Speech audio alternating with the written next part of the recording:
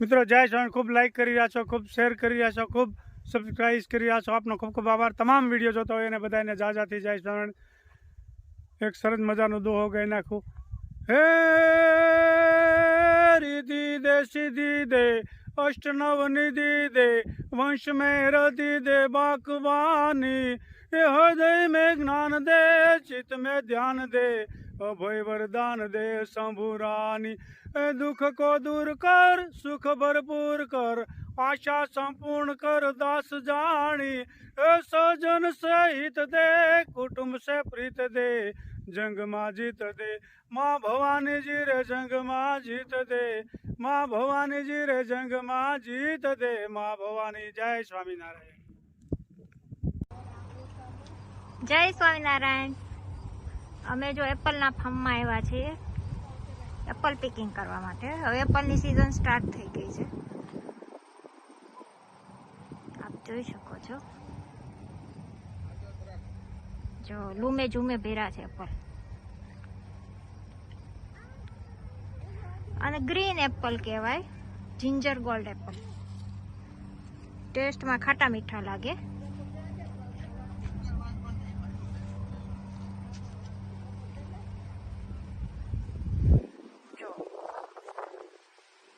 છે ને એપલ.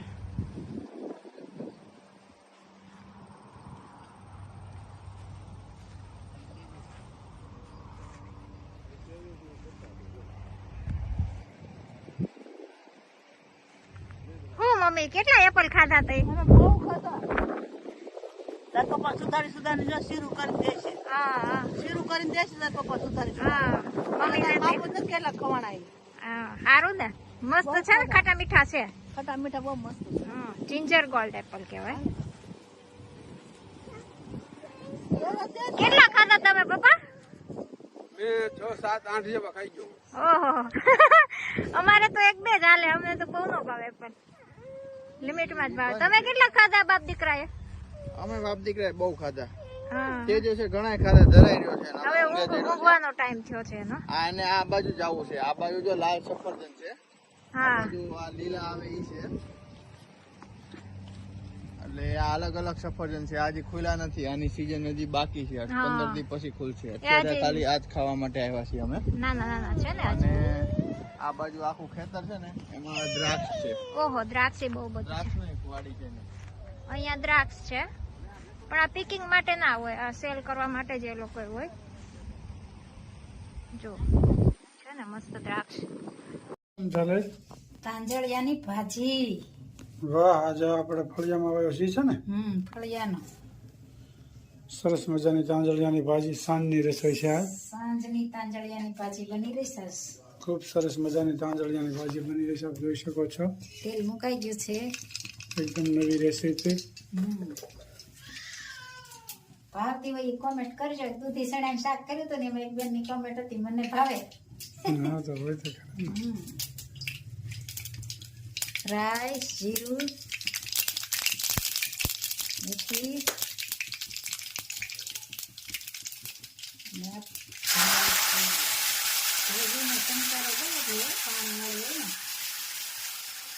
ભાજી ખાઈને ખાવ રાજી.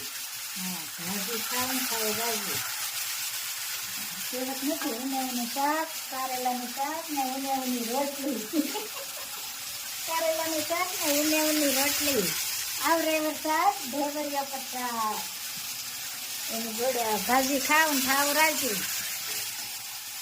મસ્ત મજાની ભાજી બની રહી છે. ભાજીમાં નિમક થોડું નાખવાનું આવે, ખારી થઈ જાય, ગળી જાય ને. ભાજીનું ભર્યું અડધું લાવ્યું તો કેટલીક જ થઈ જાય. એટલે ધાણા જીરું, હળદર, ચટણી અને નિમક. ભાજી થોડીક તીખી હોય ને તો વધારે ભાવે. ભીંડા ધાણા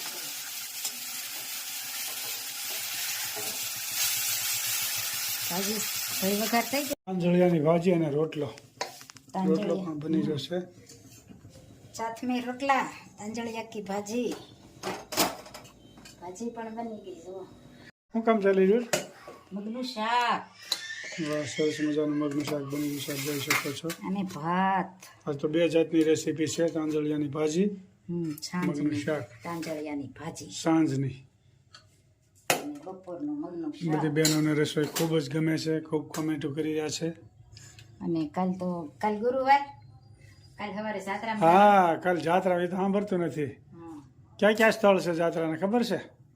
લોજ ને જુનાગઢ ને પીપલાણા, 4-5 સ્થળ છે. પીપલાણા છે, લોજ છે, માંગરોળ. પછી માંગરોળ, જુનાગઢ, અને આપણે ઝીણાભાઈ ક્યાં ગામના હતા?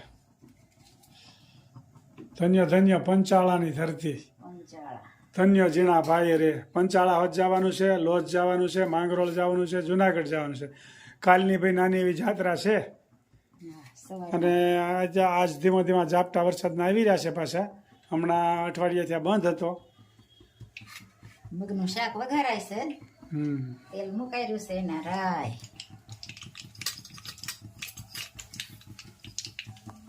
એક કોમેન્ટ હતી, તમે મેથીનું શાક બહુ બતાવો, બનાવી એ બતાવી. મેથીનું શાક જે બનાવતા એ જ બતાવવાનું હોય ને. હા, અમે મેથી વધારે ખાઈએ છીએ.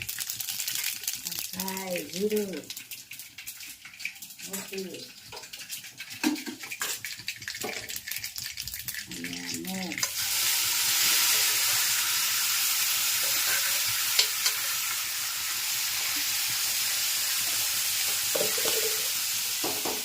જોઈ શકો છો, મીઠું બાફા નાખી દો, હળદર અને ચટણી અને ધાણા જીરું અને થોડું પાણી. મસ્ત મજાનું શાક બની ગયું.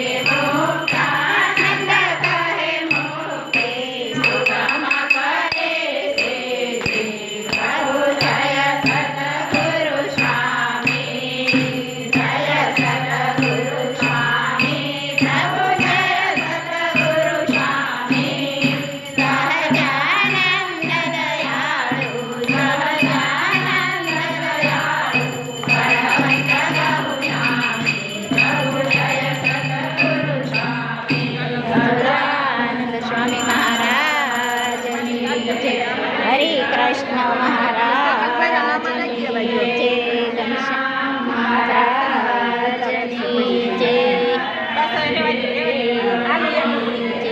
હા યાદ મૂકી દે બધે ભગવાન